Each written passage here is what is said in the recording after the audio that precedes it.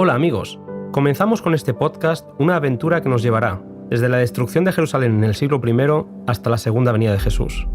Es un recorrido apasionante que nos sitúa en la historia y que nos proyecta hasta el encuentro prometido. Lo que vais a oír son pequeños resúmenes de los capítulos del conflicto de los siglos, escrito por Elena White. Como podréis escuchar, los primeros capítulos tienen un alto contenido histórico, mientras que la segunda parte del libro nos presenta el cumplimiento profético de lo anunciado por Jesús antes de su venida. Capítulo primero, el destino del mundo predicho. Comencemos. El primer capítulo del conflicto de los siglos comienza con la declaración de Jesús, registrada en el libro de Lucas, donde anuncia el próximo cumplimiento de la profecía de Daniel respecto a la destrucción de Jerusalén.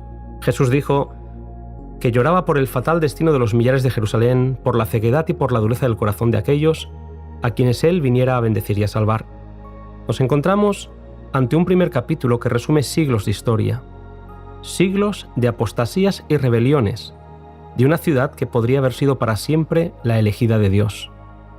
A pesar de que Dios derramó todo el cielo en ese solo don, Jesús, que labró con esmero, podó y cuidó aquella viña que él mismo había plantado, ese amor fue despreciado, rechazados sus muy dulces consejos y ridiculizadas sus cariñosas amonestaciones. Jerusalén tenía los días contados, puesto que el único que podía librarla de su suerte fatal inminente había sido rechazado y crucificado. Se nos describen de forma dramática los sentimientos que Jesús tuvo por Jerusalén, que le hizo pensar en el rechazo que el mundo haría de su oferta de salvación. Anheló salvarlos a todos, pero muy pocos iban a acudir a él para tener vida eterna.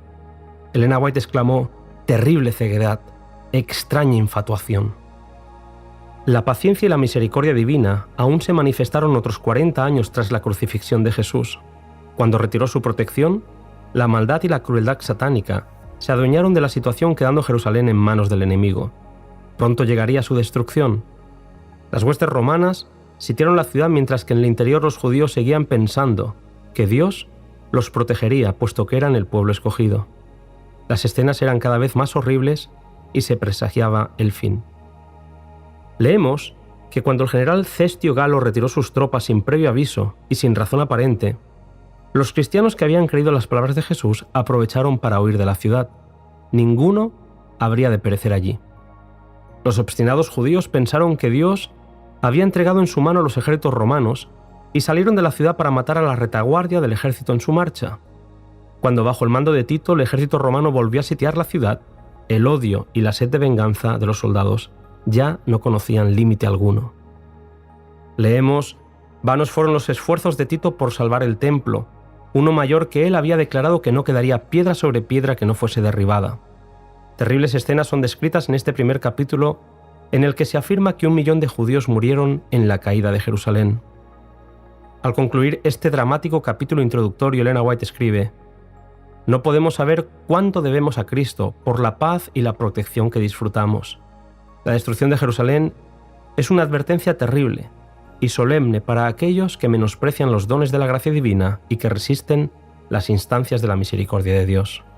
Se nos dice además que la profecía del Salvador respecto a Jerusalén tendrá otro cumplimiento, haciendo que lo que pasó en aquella ciudad no sea más que un pálido reflejo de lo que le espera a este mundo. Cada vez es más oportuna la advertencia: el mundo verá, como nunca lo vio, los resultados del gobierno de Satanás.